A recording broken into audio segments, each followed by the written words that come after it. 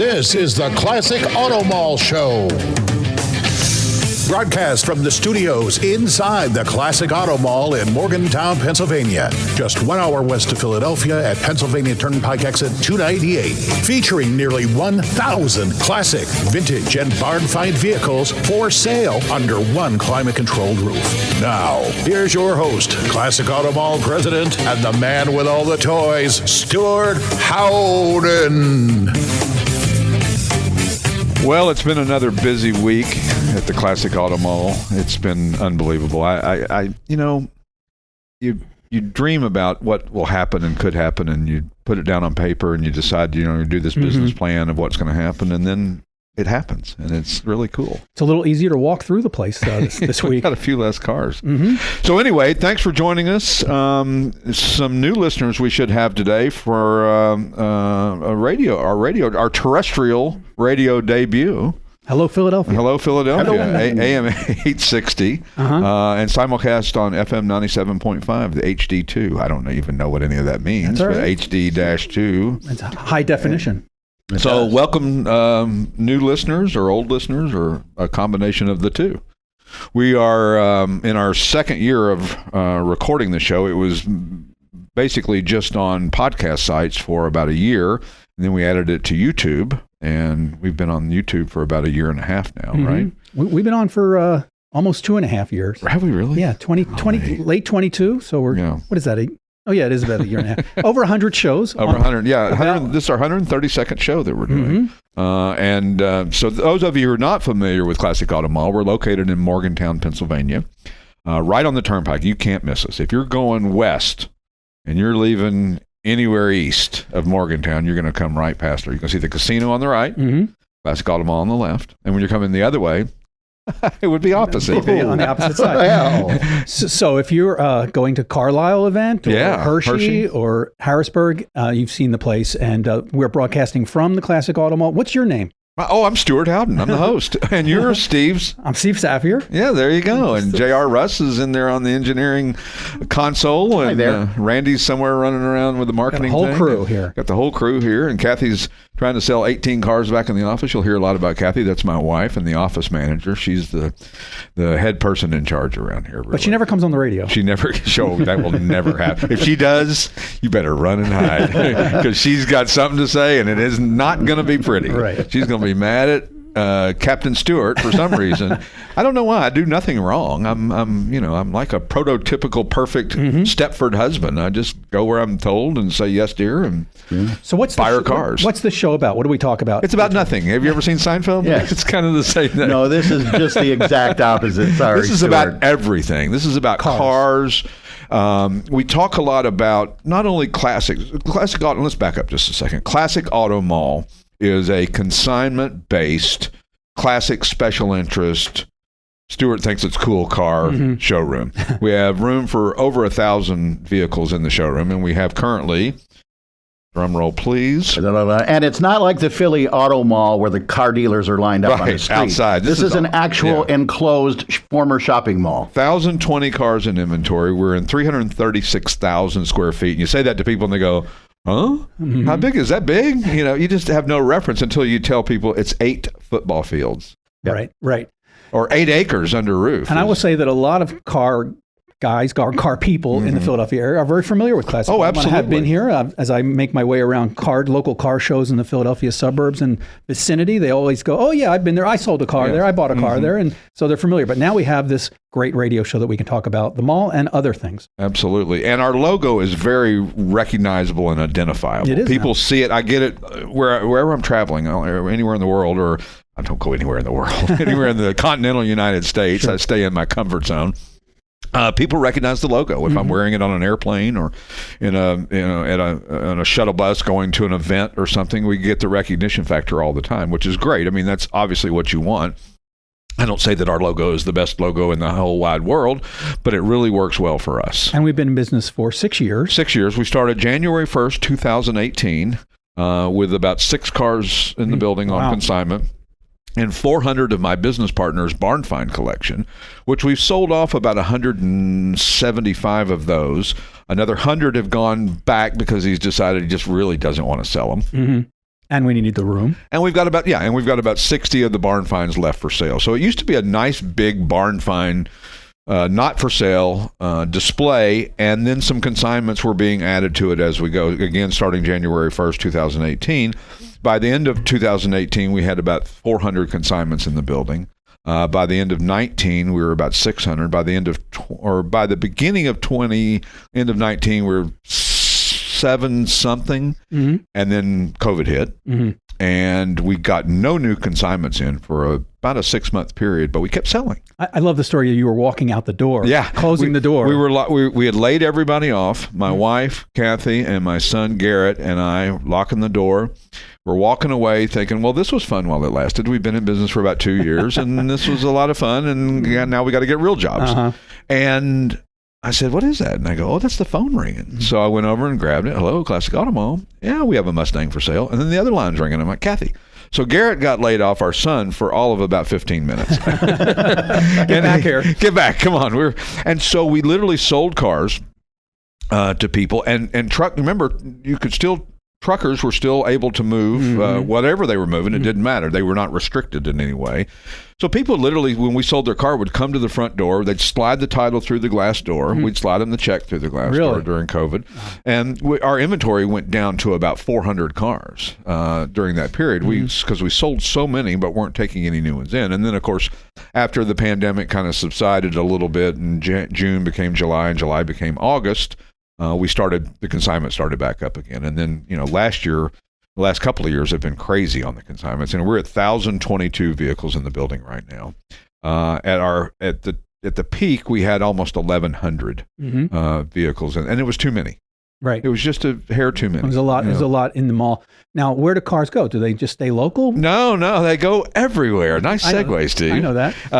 They go everywhere. You ask where everywhere do they go? Well, last week. This is a normal feature, by the way, for new listeners. Yeah. We go over each week where cars went to in the previous week. Where they sold to. So, and I usually butcher the name of at least one or two cities and states, and you can email me if you have any issue with that, podcast@classicautomall.com, and tell me what I did right or wrong. And I'm thick-skinned. I can take anything that you send to me. If you tell me I did something wrong or stupid or I looked, whatever, I don't care. I'm okay with it. We're going to mention that email address a couple times during the show. So podcast@classicautomall.com. Any comments or suggestions, we'd love to hear it. We'd love to hear from you. And if you got any suggestions of guests to be on the show, if you know an automotive-related race car driver or Mario Andretti or Jay Leno or anybody that's into the hobby, YouTubers that are influencers now. I mean, my goodness, we've got a guy coming on in a couple of weeks that's got a gazillion, trillion listeners and 4 billion. I don't even know.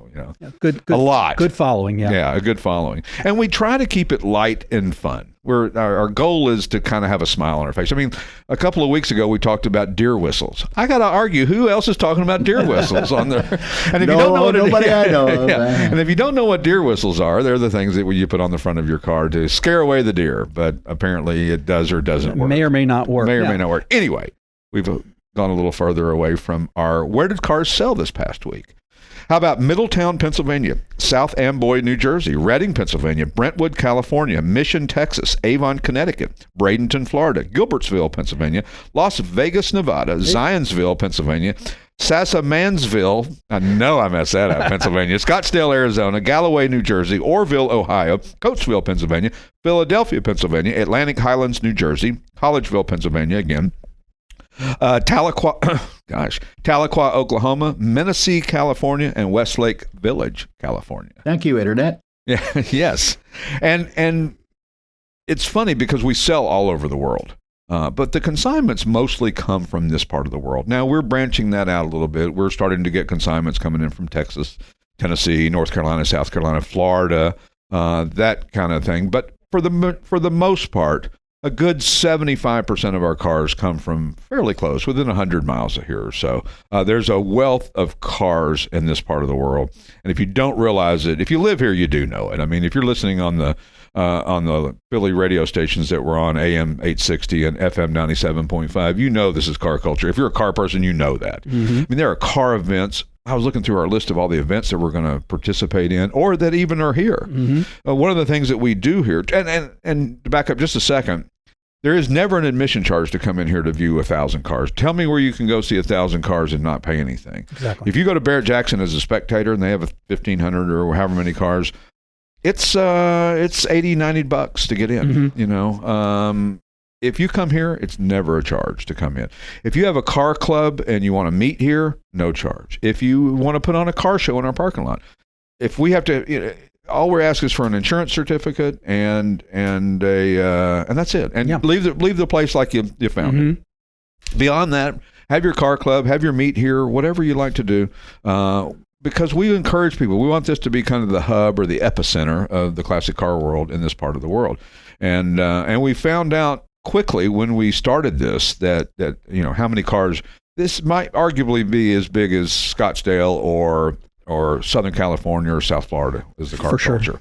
Maybe a little different type of cars. These are more classics and antiques. Maybe Florida's more Ferraris and Porsches and things like that as well too. We have an exotic population here that meets here, and they rally. The supercar rally that goes to Lancaster. Amazing. So there's tons of cars here, and there's also a hotel connected to Classic Auto Mall if you want to spend a day out here. And there's a casino right across the street. So you've got, and Shady Maple is just down the road, so you can eat till you bust. Classic car is probably better investment than a casino, but and what is the name of that casino? Why, it's Hollywood Casino Morgantown. Shout out. So anyway, hashtag Hollywood Casino Morgantown. That's right. And it's a beautiful facility. It opened about 2 years ago. And it's funny because you think, oh my gosh, there's casinos everywhere. And so how can a new one be relevant? It is relevant because what happens is that people that live close to the casino, let's say you used to have to drive an hour. Now, if you only got to drive 15 or 20 minutes, you're more likely to maybe go once or twice more than you would go if you had to drive a little further. So they create kind of a market as they continue to grow. And of course, they have the online gaming as well, too. So, but it's nice that we're becoming little old Morgantown, population of about 5,000, has a casino and arguably the largest classic car single dealership in the world. Yep. Two interesting business dynamics in little old small town Morgantown. Yeah, so it's actually up and coming town. Up and coming town. So we're exit 298 off the Turnpike. And if you get a chance, come visit us. Our hours are on our website. Our website is classicautomall.com. Not only can you get our new inventory there and find out our hours, but you can also listen to old podcasts that we've done. We've been recording. We've got a bunch. So get a chance, go there. And we'll take a break and be back in just a couple of minutes. Stock number 4922 for sale by consignment at Classic Auto Mall is this rare Dale Earnhardt Special Edition 1994 Chevrolet Camaro Z28. There were only 6 of these Special Edition Camaros built in 1994, and the consignor states this is the only one with a 6-speed manual transmission, adding to its rarity. With less than 6,000 verified miles, it's still in showroom condition.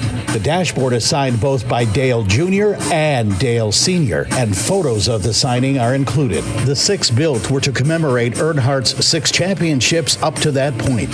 Classic Auto Mall has more than 1,000 cars for sale via consignment in our massive climate-controlled showroom in Morgantown, Pennsylvania. Easily search our inventory at classicautomall.com.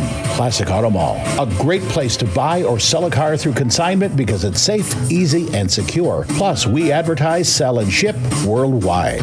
We're back with the Classic Auto Mall show from the Classic Auto Mall studios in Morgantown, Pennsylvania. Show number 132. We're old hats at this. This is show number 1. Yeah, this is show number 1. If you're listening, and we want to make a little clarification. Once again, I'm Stewart Howden, the host. My co-host, Steve Saffier. And I want to make a little clarification. We are on AM 860 out of Philly, and we're on FM 97.5 on the HD2. Apparently, you can't just go to 97.5. You got to have a high-def radio, and you in your car, mostly in cars. You have to stand on one leg. Good. And most of the salesmen at the dealerships, if you have a newer car, don't even know how to show it. They don't explain it. But right. Okay. We sometimes need splaining. So if it has a little yellow HD logo on it, it means you can receive it. You just might have to read your manual, God forbid. Right. Yeah. So yeah, which is War and Peace. Yeah. If you've seen a manual lately, a car we just bought recently, the manual was missing, and I went online to find it, and luckily, long story short, the guy found it and is going to be sending it to us. But I went online to find it, $500 for a manual because it was leather bound. Sure. You know, numbered probably. Numbered, and you know. I mean, $500 for the manual. Now, my newer cars, the manual is literally in the dash in the computer. It's like you can go to the manual on the Mercedes and search, and you can find everything in the manual. Yeah, but they are so complex. The stuff that I looked under the seat of my wife's Mercedes SUV, and it looked like you were going to launch the, some wires under shuttle. there. I mean, there's wires and crimpings and things and little controllers and. And I'm thinking, I love heated seats, but what if they catch on fire? Yeah. I had to disconnect the BMW Z3. It's a big deal. I mean, it's a common problem with Z3s that they would heat up, and you'd have to disconnect them. So I do not have heated seats, even though I have the fire in the hole. Fire in the hole. Oh, literally. Ouch. See, we're lighthearted here, folks. That's right, folks. We're just having fun here. We're not splitting atoms, as we like to say. But anyway, back to Classic Auto Mall and what we do here. All of our cars, 99.9999% of our cars are on consignment. And so what that means is that there's people within the area, or all over the country for that matter, have a car that they want to sell. They've either realized one of two things, that it's really hard to sell your car on your own, and there's a lot of pitfalls in it. And so our success has been just because of that, really 100% because of that. Because if you could sell it and it was easy, why would you pay us a commission? Why bother with us? I would argue, though, that 99% of the time when we sell a car, our fee is based on the fact that we presented the car in a better light and a better way than you could have, and therefore you got the same amount of money with no work as you would have gotten had you sold it on your own. But the pitfalls of selling your own car are the guy shows up on Saturday night, you're at dinner, or calls you and says, I want to come see the car, I'm ready to buy it now. Shows up at your house, loves the car, hands you a cashier's check, wants the keys and wants the title and wants to leave. What do? You don't give it to him because the cashier's check can be counterfeited. Could be very fake. easily. Yep. And you don't want to go to your bank Monday morning after you've given a guy your $50,000 car and your title and signed it off to him, only to find out that this bank doesn't exist. Right. Exactly. Or this account doesn't exist or whatever, fill in the blank. So then guys want help with shipping. They want to store it for a couple of months. There's scams. They want you to send something. They're going to put it in escrow, and all you got to do is put $500 goodwill money in, and a lot of pitfalls. So again, the reason there's 1,000 cars in the building is because of that. And then the next question begs, do you sell any? Yeah, we do. We average quite a few. We average about 90 to 100 sales per month. Per month. That's a huge number. That's not something that most dealers can hold their hat. I mean, most of my buddies that are in this business have 25, 30 cars in inventory. They're in a warehouse somewhere, and they sell 4 or 5 cars a month. Now, and they have to own the inventory. Right. We don't have to own the inventory, which means we can spend more money on marketing, and we can spend money on the building because most people, the reason we don't have a lot of competition in this is because go find a building of this size and square footage and buy it for anything reasonable. Even if it's a dilapidated, rundown, defunct mall, which is what this is. Right. They still want ridiculous amount of money, a couple $100 a square foot for a building. And you just can't make the math work in doing this business. We were able to buy this building at a bargain. We bought it in 2016. And it had sat empty for about 6 years. It was originally built by the founder of Holiday Inn, Kemmons Wilson, built this outlet mall and the Holiday Inn, which we own as well, which is connected, walk-through access to the building. So it's cool. You got an event here, walk through, there's a restaurant and lounge and your hotel room and an indoor cement pond. So you got a swimming hole. That's right. So, although I don't know if you want to go swimming, I don't know if I want to be swimming in the middle of a lobby of a Holiday Inn in pretty Morgantown. wild. Well, I just have to say one thing. It's a darn good thing they weren't trying to do a remake of the Blues Brothers when this mall was empty, because they may have driven through this one. Absolutely. We when we first got it, my partner put 400 barn finds in the building, and then each room, each of these, I mean, you got to understand that if you've never been here, there are storefronts, and it's 4 wings that's all equal size and shape and layout. One story. Yep. And each of the showrooms, we put all of his old barn finds in the front glass, so you could window shop for barn finds, and then a black curtain behind them. And when I first walked in the building, that was the case, and I didn't get overwhelmed, and I think, oh my God, this is too much to fill, because it looked like it was kind of full. but it wasn't. No cars down the middle of the hallways or anything like that. So we've built and grown this business over the past 6 years, and certainly couldn't have done it without all the help of the staff and everybody that puts in their hard work. And God, the guy who writes the descriptions, I mean, that guy. It's on fire. That guy's on fire. I've never seen a guy so on fire. Yeah. So. And virtually everybody who comes in here the first time is just wowed. Yeah. Our logo, motto, tagline is "Wait till you see this place in person." Because just like I was saying about 336,000 square feet, people go, "What's 300? How big is that? Is that big? Is that a football field? No, it might be 6 or something." Our other motto is "Your pride and joy is our pride and joy." We treat them well. You're not allowed to touch the cars, open the cars. So we get people walking through the place, but your car is protected. Yeah. And we do watch it, and we market it worldwide. Yeah. But Steve, if I wanted to get in a car and I was serious about buying it, what would I do? You would look for a car specialist, which we have 5 or 6 here. Yeah, we have at least 5 or 6. And you tell one of the girls up front that you're interested in looking at a car, and we're happy to show you everything about a car. People say, "Why don't you leave the hoods up?" Well, because it doesn't look good. It really doesn't. I know you want to see the engine. I know that's, there's hoods up days at museums. Could they see photographs of the engine? Absolutely, they could. Because not only do we have a description on every window, but now, finally, we've got a QR code that will take you to that listing on our website, and will show you the undercarriage picture. So you really don't need to open the hood or anything. And then if you're really interested, if you're serious about the car and interested, then one of our car specialists is happy to show you the car. And what we do, our policy is that we take a $500 refundable, $400 of it refundable deposit. So if you put a deposit down on a car, you want to buy it. And you decide, you get home and your wife says, "You're not buying that car. What are you, stupid?" That's often the case. Yeah. We're going to give you 400 of your 500 back. We're keeping 100 because we got to pay the credit card fees, and we want you to learn a lesson. Should be pissed about the 100. Don't do it without asking your wife. Right. Come on. Wife, space, and money are the 3 issues we always talk about. Well, the 4 things that you need to buy any classic vehicle. And do we all remember, folks? No, we don't, but you can tell us. I don't remember 4. It's that you have to have the person who wants that car. That exactly, whatever, Mustang, Corvette, whatever, has the money to buy it, a place to put it, and a wife that'll let him have it. And if anyone is missing, no sale. No sale. And, we're half joking, but half serious. I mean, you come in this place, it's a little overwhelming. You're like a kid in a candy store. Oh, man, and your kids are off to school. They're gone they're graduated. Out of college. They're out of college. You're not paying for them anymore. Your house is paid off, or it's close to paid off. You've got some extra money in the bank.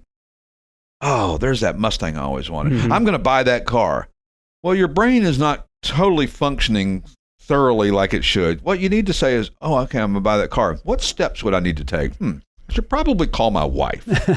Because if she's not with you at the moment. If she's not with you. Because sometimes that happens. Bring her with you. You'll get her excited about it too. That's right. But think through these things, because we don't want to keep your $100. We're just doing that so you'll just won't put a deposit down unless you really want the car. Sure. Now, if there's something that has been misrepresented on the car, if we said that it had this and it didn't have that, or if we said it was a 427 and it was a 400, then we're going to give you all your $500 back.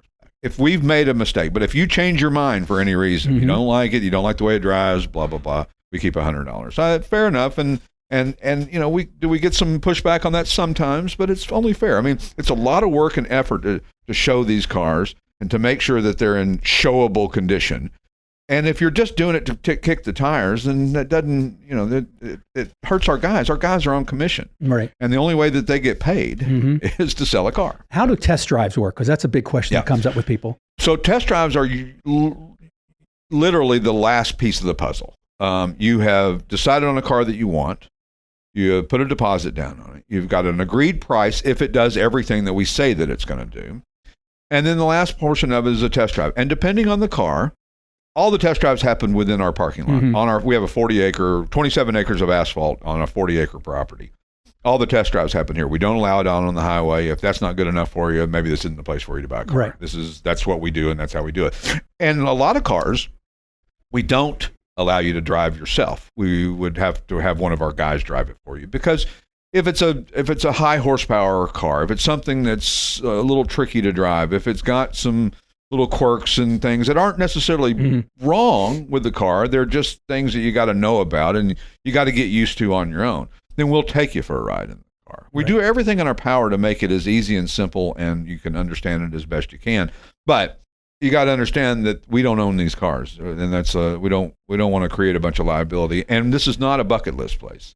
It's not a place to go and test drive a car and say you got to drive a 2022 Z06 Corvette or a 1957 Chevrolet Bel Air convertible. We're happy to show you the car. We're happy to do everything in our power. We're happy to let you walk through here and look at the cars. But understand that this is a business, that we don't own the cars, that we're the caretakers of these cars, and we have to protect both sides of the transaction. We have two customers for every vehicle, the consignor and the buyer. And so that's a little bit of a unique situation. And we're always trying to make both of them happy. And that's usually the way, that's really the success of the business, is that everybody walks away thinking, I got a good deal. I got a good price for my car. Yeah. I didn't have to interact with the buyer necessarily. Sure. And it takes that part out of it. The other thing is, we also, after the test drive, if you get that far, we'll put it up on the lift for you and let you take a look underneath it. Sure. We take the headache from both sides of it out, because if you're not a professional, you don't know what to tell a person when you're selling a car to them, and you don't want to misrepresent it, but you may very well. Or you may not know what the car is. You may not know what the engine size is. A lot of people buy cars at auctions. They have no idea. I don't know. I bought it. I like it. It looked nice. I think it's a 350. Might be a 327. Who knows? So when we return to the Classic Auto Mall show, we'll talk a little bit about some new inventory that's come into the building, and we'll be back in just a couple minutes on the Classic Auto Mall show on AM 860 and FM 97.5 HD2. Buying and selling via consignment is safe, easy, and secure. We advertise, sell, and ship worldwide. And if you'd like to know all the advantages of selling your car through consignment, the information's available on our website, or you can talk to a classic car specialist who can answer all your questions. Plus, you can easily search our inventory online at classicautomall.com. And we're back with the Classic Auto Mall show. Listen in on AM 860 and FM 97.5 HD2 out of Philly. Or you can catch us on all the podcast sites, iHeartRadio, Spotify, Apple, excuse me. Or you can go to our website and listen to the show on our website.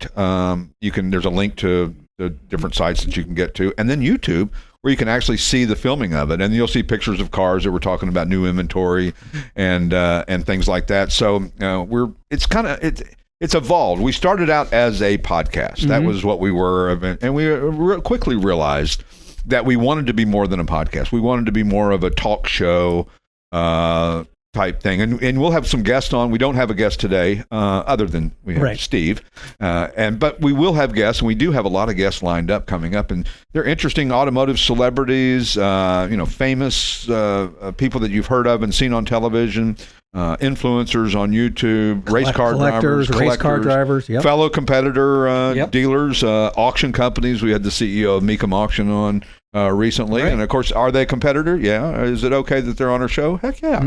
There's room for everybody. That's right.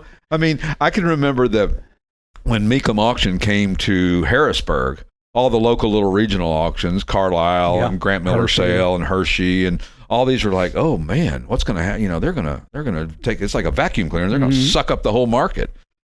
Everybody's business was even better after they came. So competition, in my opinion, breeds success. And I think that Classic Auto Mall has proven that we're in the same class as any of these guys in what we do, how we present the car, how we do things. And we've done a auction here. Last September, we had an auction, which was a lot of fun. That was great. And we're going to do probably another one or maybe two a year. We haven't really decided on the date. We're kind of. And now your background is you were in the auction business for a while, right? In various guises. I worked for eBay when they owned Cruise International out of Auburn, Indiana, and we did 36 auctions a year all over the country, all classic car auctions. And then our granddaddy was Labor Day in Auburn, Indiana. We're on a 300-acre site that was full of a couple thousand classic cars auctioned off, about 1,000 cars in the car corral, vendors galore. I mean, a swap meet and vendor area like you wouldn't believe. And then I was partners with Boyd Coddington and Scotty Gray, my buddy from Texas. We had an auction company and did some auctions in Springfield, Missouri, one out in California. Disaster. And then, of course, I worked with Grant Miller over in Lockhaven, which a lot of you, if you're in the classic car world, you know who Grant Miller was. He passed away, unfortunately, about a year ago, or not even that long ago. And Grant was one of the good guys in the hobby. He did a classic sale once a year in July at his place in Mill Hall, Lock Haven, PA. And he had the lowest fees in the industry because he wasn't doing it to make a profit. He was doing it because he enjoyed doing it. And he'd been going to auctions for years. He thought, I can do this, and I have a facility. And it turned into a great sale. They auctioned about 450 cars over a 2-day event. If you check out CPA, Central Pennsylvania Auto Auction, their website, I'm sure if you just Google them, you'll find it pretty easily. And a great bunch of people. And so I've done lots of different things in the hobby. I've worked for some high net worth collectors who had nice collections. I kind of got to oversee the collection and sell off some of the stuff if they replaced it and that kind of thing. So I've been around for a while. Yep. Been around the block. I've been around the block, and my wife and I have had our own dealerships and our own museum in Branson, Missouri. And we had warehouses where we'd have 40 or 50 cars, and we did everything ourselves. We didn't have a staff. We didn't have 6 car specialists. We didn't have a studio. We didn't have any of this. Right. It was just us. And it was, in some ways, it was more gratifying than this because I knew every car. I don't know every car now, and that's frustrating to me because I want to know every car. It's hard. I want to know every detail about every car. It's so hard. But with this many cars, it's very difficult to know everything. Yeah, and I've often said that people come in, they're looking for a specific car. Maybe they saw it online. They're here. They know more about that car probably than some car specialists. We have our own specialties, but if you know Camaros, and you're looking at a '69 Camaro, you probably know a little more about it. And we're just there to facilitate the sale for you. Absolutely. I think that's what people are surprised at is that we can't know everything about every car. You may be an expert on early Thunderbirds, 55, 6, and 7, or Tri-5 Chevys, 5, 6, and 7 Chevys. And you probably know more than anybody. You're the guy. Right. And so when you come here, what you're wanting us to show you is the things that are deviated from the norm. What doesn't work? What is this, and why is this different? And where's the kill switch? And where's the fuel shut off? And where's all the How do you open the hood? How do you open the daggum hood? Nothing more embarrassing than standing on an auction block and you're the car guy. And somebody says, "Hey, pop that hood," and you go, sure. I don't know. Inside, outside. I don't know. Safety lock. I don't know. Some of them could be 2 different ways. You push and pull. Hood pins. There's just so many things, and or maybe it's got an inside pull. Yeah, you don't even know that. That's right. Because once they figured out that maybe you could pop a hood without, if you locked your car, it didn't matter because a guy could still get under the hood and steal your carburetor or your air cleaner or whatever, compressor or whatever it is. So, excuse me. What we try to do is we try to present the cars and we try to show everything that's good, bad, and ugly about the car. And if we get calls sometimes from consigners who say, "I wish you wouldn't put that picture of that particular rust hole." And we say we can't do that because the only way that this works is that, and it doesn't always work even when we try our best to make it work. But the only way that it works on a whole level is that we are brutally honest about the car. We tell you what it is, even if it makes you go, not interested. Right. And you hate to do that. I mean, gosh, the last thing you want to do is push a guy away and maybe he wasn't going to buy the car. It wasn't the right car for him no matter what. But it's part of what we do, and it's the part of the way that we do our business. And it's why we've been successful. Absolutely. That's why we sell 100 cars a month. Absolutely. It's why people bring 1,000 cars here to our facility. And so, hard to argue with that. Some of the new inventory the 1964 Chrysler Imperial LeBaron 4-door hardtop. This thing is so cool.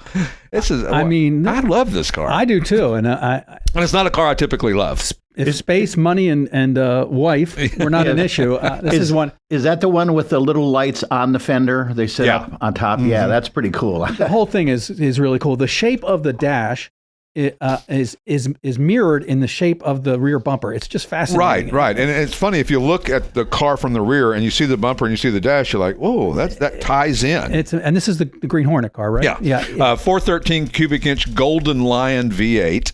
I love that, the Golden Lion.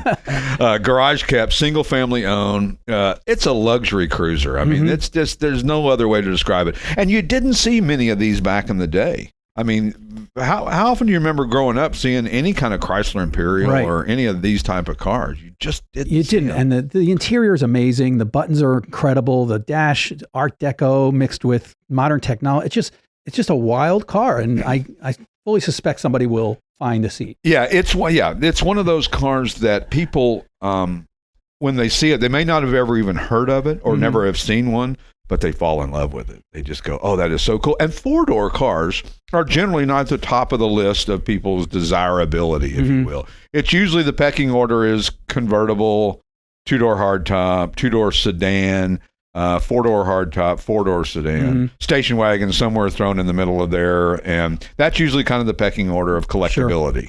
Sure. This thing, I mean, people just love it. And it's a hardtop as well, which means people say, how can you have a two-door sedan? A sedan means four doors. No. A sedan means there's a post between the the driver's window and the passenger window, or the front windows and the rear windows. Right. It can be a two-door sedan, or it can be a four-door sedan. If it doesn't have the post in between, then it's a two-door hardtop or a four-door hardtop. So there's my lesson of the day. There you go. Little tip what's for a you. bubble top? And a bubble top is a top that has a bubble shape on it where your fat head can sit. Or a 61 Chevy. Or a 61 Chevy. There's a bubble top. And no B-pillar. And no B-pillar. Right. And the B-pillar is, again, the bar there. So when you roll the windows down on a hardtop, whether it's a two-door or four-door, it looks all wide open. It's really got a cool look to it. So yeah, we just got a Mercedes-Benz, a modern one that the whole thing's a dome, and then you put the windows down, it's like open air. Yeah, that's the E550, I think it is. And that's a really, It's on the website. It's on the first page of the website. ClassicAutomall.com. And if you have any questions, podcast at ClassicAutomall.com as well. So anyway, next to the new inventory is something right up your alley. What is it? Why, it's a 1991 GMC Cyclone pickup, That's Steve. Right. It is a GMC Cyclone. It is, and this one is really cool. It's got the 4.3-liter turbo V8. It's number 2548 of 2998 built. That's right. Wow. So this one's towards the end of the run. Right. Any difference between the early and late ones? Not really. I mean, maybe a little better build quality. Do they get better as they go? I mean, you know what I mean? Yeah, I know what you mean. No, there's really not a huge difference between 001 and 2498 or whatever it is. Yeah, no. I mean, listen, 1991 wasn't a banner year for the way that General Motors built cars. It depends on whether it was built on a Wednesday or a Friday. And that could change everything. Guy was waiting for his paycheck and ready to get out. How do we know Steve is a sci-tie enthusiast? Well, check out Hagerty magazine this month. If I could just self-plug myself. Shameless. Drivers Club magazine. That's me on page 77. Page 40. Wow. Page You're 40. published. There I am with my Typhoon. You only got the small listing. I did. Well, hey. I'm just kidding. I'm in there. I'm pretty proud of you. Thank you. Same drivetrain in the Typhoon as there was in the Cyclone. They in fact, the intake says Cyclone on Typhoons. They didn't even bother re-engraving. Well, that doesn't sound GM-esque. Oh, to heck with it. No worries about that. Mentioning what you were mentioning before, my uncle worked at Chrysler in Detroit in Hamtramck, actually, and said never buy a Monday Plymouth. That's right. Because the guys come back after a long weekend and it was Mondays like and that. Fridays. He said, you get one on Wednesday, that's a good one, as if you would know. Yeah, a little hungover from the weekend the guys were, I guess, right? So, but back to the GMC Cyclone, now collectability has gone through the roof in the last couple of years. Right after I sold one, of course, and which is always the case. Sure. And they're super incredible. They're finally seen as the grandfather of the sport truck movement. Certainly quicker than most cars on the road still today to 60 miles an hour. And they're just a lot of fun. Yeah, they are. And this one's an unmolested example, right? It's pretty much original stock. Right. Some of them have been, they've had modifications, different wheels, different exhaust. Yeah, sure. And listen, if you do that, okay, that's your thing. That's cool. Just save everything. Don't throw away the old exhaust. Don't throw away the old wheels. Don't sell them. Keep everything that was original to the car. Anything. And we preach and harp on this. Do not get rid of anything. Any piece of paper that comes with the car, any dealership forms or paperwork or anything that you get, none of it's to be thrown away. Right. Keep every bit of it in a folder. Keep everything in a box if you're going to replace any parts. Even if you replace, especially on an older car, the original starter, and you're just going to buy a new one, keep the old one. Yep. Because those are all numbered and serial numbered and all that. And when it comes time to sell it, you're going to really thank me, and I'll take 10%. And we do have a property room where we keep the materials, so bring it with you if you're consigning a car through us, and it does help sell cars. It does help sell cars, so absolutely. And don't forget to check out our website, ClassicAutomall.com. And thanks for listening. We'll be back in a couple of minutes.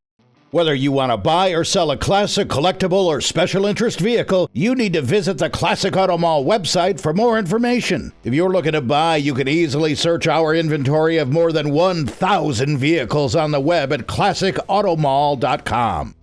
And we're back with the Classic Auto Mall show from the Classic Auto Mall studio. You're listening to us on AM 860 possibly, or FM 97.5 HD2. I'm Stewart Howden, your host. My co-host here, Steve Safier. Yep. Sapphire, whatever. Sapphire. However it comes Only out. been 2 years, and I still don't know how to pronounce his name. So That's all right. He said, "Don't worry about that." When we first started, spelling is on page 40 of Drivers Club I can magazine. spell it.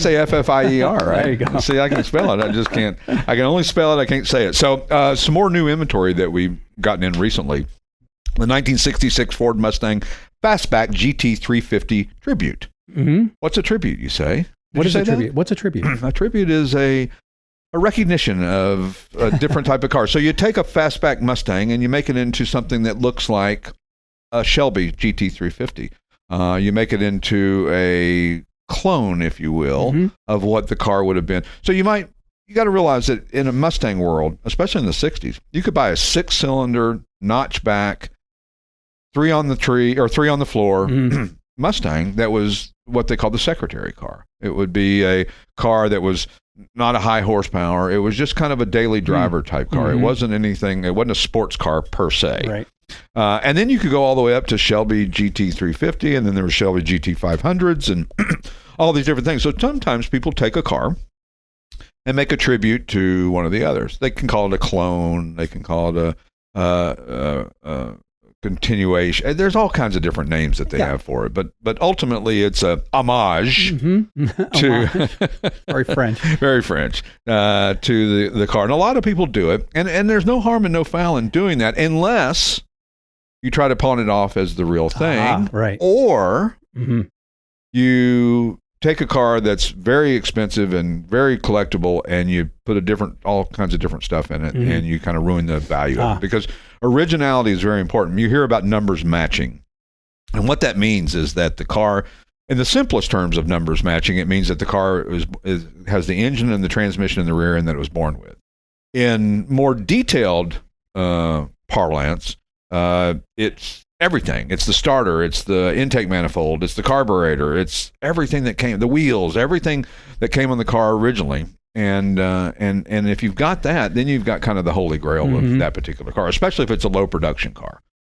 They say, why didn't we buy all these cars back in the day? Sure. We didn't know. No. We had no idea. And they were like $8,000 or something. Yeah, $8,000 was a lot of money. People say, so the difference between a 1967 Camaro coupe and a 1967 Camaro convertible, $300. People go, well, why wouldn't you just pay the $300? $300 was probably 6 months of house payments. That's true. Your rent might be $50 a month back then. Right. So people don't realize the difference in value of money back then versus now. So anyway, this one is really nicely done.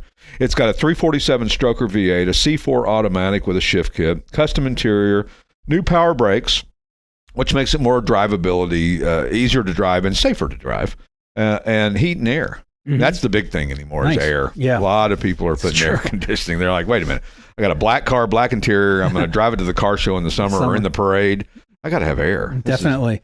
And how much is a real GT350 today? If we had one on the floor today, 200,000 plus. Easily. Some of them, if they're special edition ones, there can be 500,000. Or if they have racing provenance, then we're talking $1 million. Yeah, exactly. This car is way less than that. And you kind of get all the look and style and feel and a high horsepower engine without the cost and without the worry of driving it and ruining something that's original. I mean, a lot of these cars, if you've got an all original car from the 60s or 70s and it's a desirable car, there's things that we say rare versus desirable. Rare means they only made a few of something. Desirable means they only made a few of something and people really want it. You can say, well, I've got a car that they only made 5 of. Well, the reason they only made 5 of is because they couldn't sell 6. They could only sell 5. Right. And so rare versus desirable. Just because you have something that's rare doesn't make, people say all the time, oh, I've got this car and my father bought it back in the 40s and it's, one of 15 and it's a Graham Hollywood.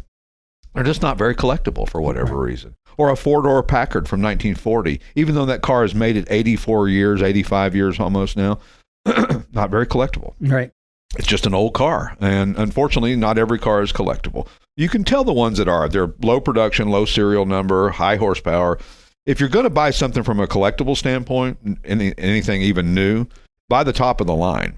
Don't buy the bottom of the line. Don't buy the roll-up window. Can you even get is there even roll-up windows in a car anymore? I did see a car with roll-up windows recently. Or manual locks. Maybe it was an 80s car, 90s. You have to go back and lock all the locks individually. Good days. Yeah, good days.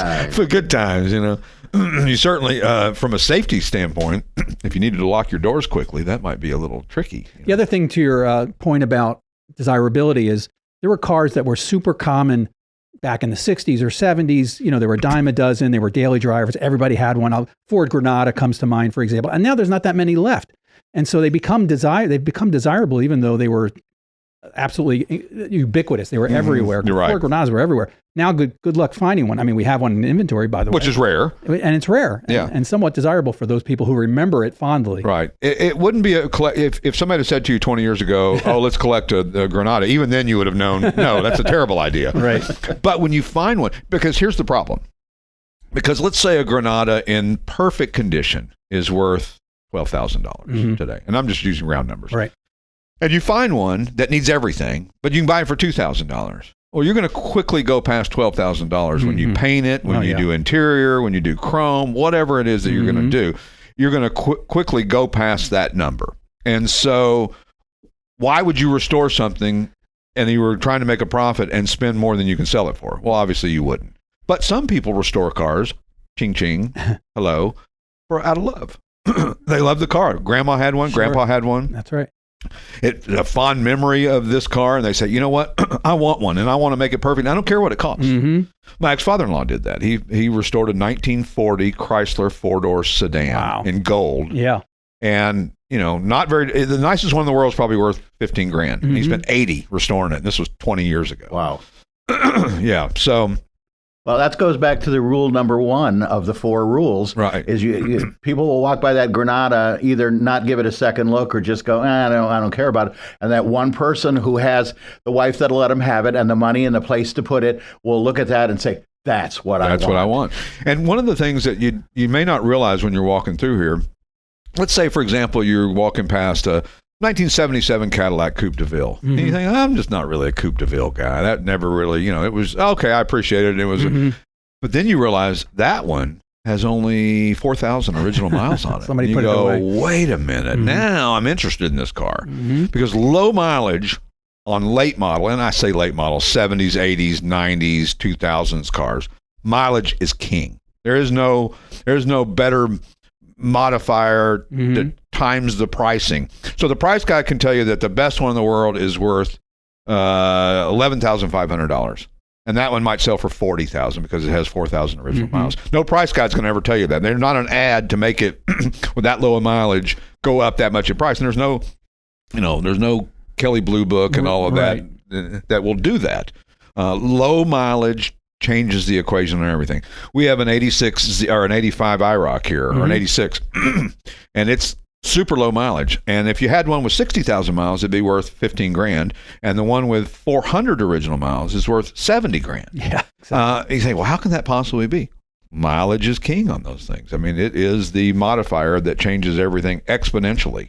More so than anything. So I want to say that we talk about getting wife's approvals and stuff like that, but a lot of times the couples walk through this place and the wife is looking for a car. It's the one that she had as a teenager, or they met in this car. They had some experience in the car, and she's the one leading the purchase. Yeah, and we're not, when we say that you got to get approval from the wife, we're not trying to be sexist. We're not trying to be, the wife, Or we should just say spouse. Spouse is probably a better way to describe it. Significant other. Or significant other. But usually it is the wife. I mean, the husband's into cars. The wife may or may not be. Generally speaking, the wife isn't into cars like the husband is. Right. I mean, guys are into cars. It's just our thing. It's 90%. 90% of them. So, I mean, you look at the guys that come through, 70% of it's probably male. And they're male in their 50s and 60s. And that's our, target market, if you will. And those are the guys that are here on a regular basis.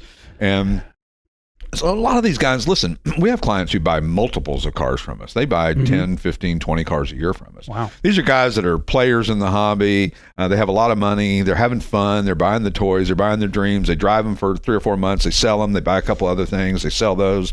It's just a revolving door at the garage, and good for them. So anyway, other new inventory. How about the 1955 Messerschmitt? Oh, yeah. KR 200 bubble top.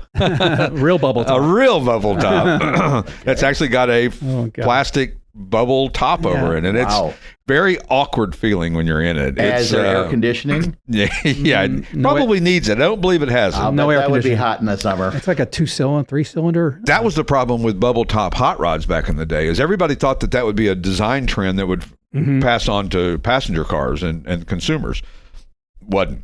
We have a Toyota Venza that it has a whole glass top, and you push a button and it changes to opaque. Right. And so it cools or diffuses the sunlight when it comes in. Something I would probably never pay for, but it came with it because we bought it with 2,500 miles. You wouldn't check the box on that when you're at the new car dealer going, I'll take the opaque. It is a conversation piece, though, when somebody gets in the car and say, hey, look at this. Now you can see through it. Now you can't. Yeah.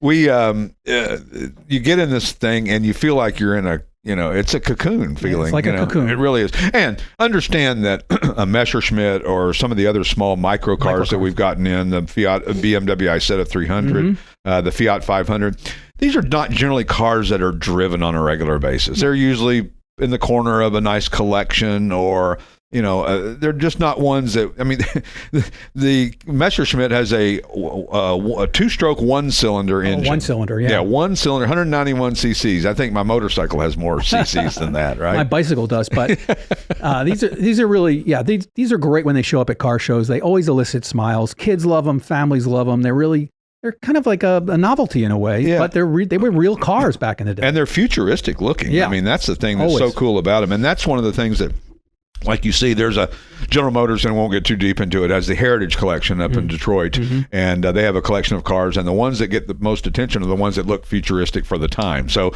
they made the Firebirds back in the 50s and 60s, and they weren't Pontiac Firebirds. They were called Firebirds because they looked like jets with wheels on them, and they were so cool. And you take those, see those at a car show, and kids are going nuts over them. So how do we keep the hobby interesting to the kids?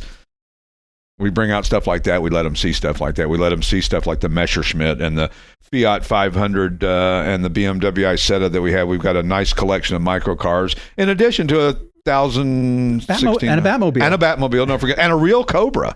If you've never seen a real Cobra, we have one right here.